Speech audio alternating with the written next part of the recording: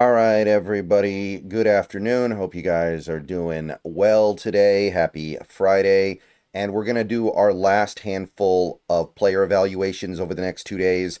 Basically, I'm just going to loop back around and hit the players that I missed. When you're putting together a list of players that you're going to be taking a look at, guys slip through the cracks, guys are in your blind spot, guys go under the radar. Um, Guys, sometimes they're late risers, and by the time they get up the boards to where you actually would notice them as a player worth evaluating, they end up you've already made your list. Like this is what happened to me last year with Lomia. Actually, Lomia was a guy I didn't even know existed until we drafted him. Even though I looked at almost every player that got drafted, because he was a late riser, and when I put together my list, he was in like the 300s or 400s, and he rose up to about a fifth round grade on the aggregate by the time the draft came around. So basically, I'm just going to loop around and look at a handful of players that are somewhat intriguing that I just didn't hit the first time through. We're going to do three guys in this video. We got another video coming later today where I'm going to do three guys. And then we're going to do two more videos like that tomorrow. And then that'll be that. Unless something really freaky happens in the last 5 days, I think we're good. So if I didn't get to a guy that you wanted me to look at, I'm sorry. But there are, at the end of the day, a lot of players in this draft class, and I'm trying to keep it to guys that seem to have a decent chance of actually getting drafted. Okay, so we're going to do offensive guys first in this video. We've got Antwane Wells Jr. of Ole Miss, 24 years old when the season starts. Pretty decent size, not really missing too much in terms of size. Pretty average in that regard. Testing numbers were mostly forgettable. He's quite slow, almost a 4.6 40, 1.53 10-yard split is okay, but overall not a great athlete. Walter Football's the big board that really likes him of the major ones I use, which that's not always the most indicative thing. Aggregate has him like the last player getting drafted almost, so he's right near the back end. He hasn't done a ton the last 2 years, and that's the problem. His best year was 2022 when he had almost 1,000 yards. 2023 he didn't play very much. 2024 he missed time as well and had 550 yards, so the production hasn't been there for a couple of years. That's why this guy isn't as interesting as some people were thinking he would be. The main thing about Wells is after the catch, he's got a lot of power, he's got a lot of muscle, he's able to really go through people, he's able to break tackles and push for extra yards. That's somebody who really fights fights with everything he has to grind out extra yards. And that's really the main thing that sticks out about him. He's willing to fight through tight coverage and contact. He's willing to make tough catches through traffic. So he is willing to play physically, and that's generally what he is. He's a physical player. He played a lot of reps against elite competition at Ole Miss. But once you go deeper than that, it quickly becomes not super interesting. He's not a very skilled route runner. His routes are pretty raw. His routes are pretty rough. His ball skills are pretty questionable as well. I don't think he has very good ball skills. He's not able to utilize his strength effectively in contested catch situations sometimes.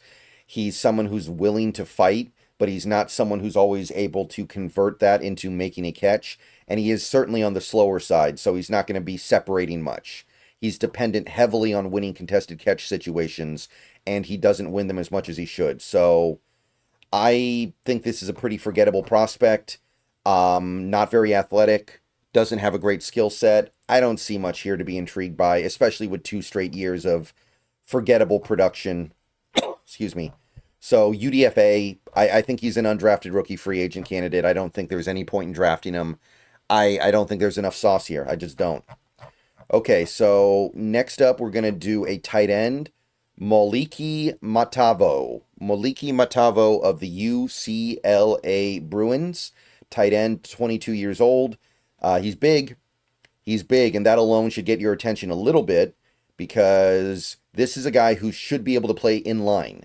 Not every tight end can do that. That gives him a little bit of value right off the bump. 6'5.5" plus, 260 pounds, so he's got some weight to him. Not very long in terms of his arms, but his testing was okay for a guy his size. I don't think a 4.81 is the end of the world when you're an inline tight end, but it's not great. 1.6 is actually passable.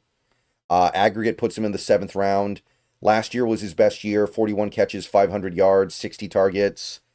It was a decently productive year as well, and his receiving production is not necessarily even the greatest thing about him. So Moliki Matavao is going to be a target for some teams, I think. I think that his size alone gives him credibility here. He can catch through contact as well. His ability to fight through physical coverage is really good. He's also got reasonable athletic ability for a bigger tight end. He's not completely devoid of the ability to move in space. He's a competent blocker. I think he can become a better blocker than that as well. Right now, I would call him competent. And I think he'll be really good catching short underneath passes. He'll be a really good chain mover. He'll be somebody that you can target in third down situations underneath, and he'll go get the first down for you. So I think Matavao is bringing some good stuff to the table there. Man coverage is going to be a problem for him. He's not fast. Man coverage will swallow him up a little bit. So the speed is an issue. He doesn't have great ball skills. His ball skills are mediocre. His ability to find the ball in the air and adjust to it is not great. He's going to have to improve as a blocker because that is ultimately his gateway to a lot of playing time in the NFL. And he's no yak threat. He's not going to be racking up yards after the catch. He's going to get what's there and then he's going to go down, and that's about it. So, Matavao, interesting talent here. I like his size. I like his inline capabilities. He's got some stuff to work on, but I can see this guy in the NFL. I think that a 6th round pick would be okay. He could be like a little bit. It could be a little like Will Dissly. I don't think he'll be as good as Will Dissly, so I'm not going crazy here, but 6th round pick is okay. I think a 6th round pick would about hit where you need to hit with this guy, and I think you're doing all right there. So, Moliki, 6th rounder. Now we move along to an offensive lineman. And this is a guy I'm only looking at because the Seahawks met with him for, I believe, a top 30 visit. Maybe it wasn't, but we did meet with him. There was some attention being thrown his way. Esa Pole of the Washington State Cougars. Couldn't find his age, but the Esa Pole is a little bit of a, local guy. There's a little bit going on there. He's got pretty decent size for a tackle. This is a tackle, by the way. 6'5", 320 pounds. So he's got the attributes. He's got 34.5-inch arms. That's good enough for me. None of the big boards I use have him in the draftable range. They all have him outside the top 300. So this might be more of a UDFA target, but we did express interest here on some level, and he played really well in 2024. He was graded well. He allowed a total of 9 quarterback pressures, including 0 sacks. That's a massive improvement over the 30 pressures he allowed in 2023 when he was graded very poorly. So Esa Pole coming along here, making improvements. May end up being an NFL asset. He's physically well built. He looks like a tackle. He at the very least is not going to get in there and be completely overwhelmed because he's too small or anything like that. He's got good leg drive. By the way, sorry if my microphone is peaking a little bit. I just looked over and realized that it's peaking. Let me see if I can quickly adjust that on the fly here. Okay. Good leg drive to clear out defenders in the run lane, so he's pretty good at being able to clear out defenders. I think that he'll be a guy who opens up holes in the run game pretty well.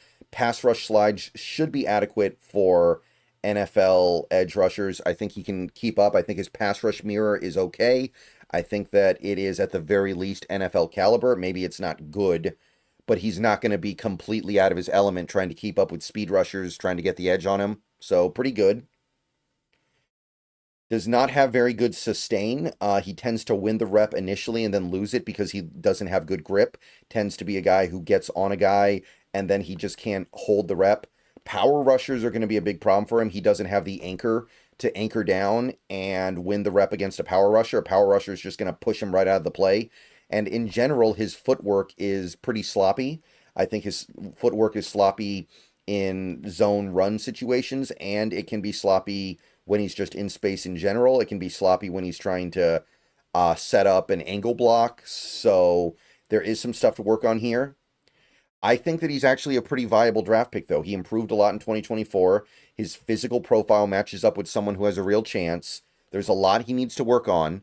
Like, he's going to have to really try to maximize his improvements over the next few years. But Esa Pole, I think, is a legitimate NFL candidate. And I think a sixth round pick would be okay.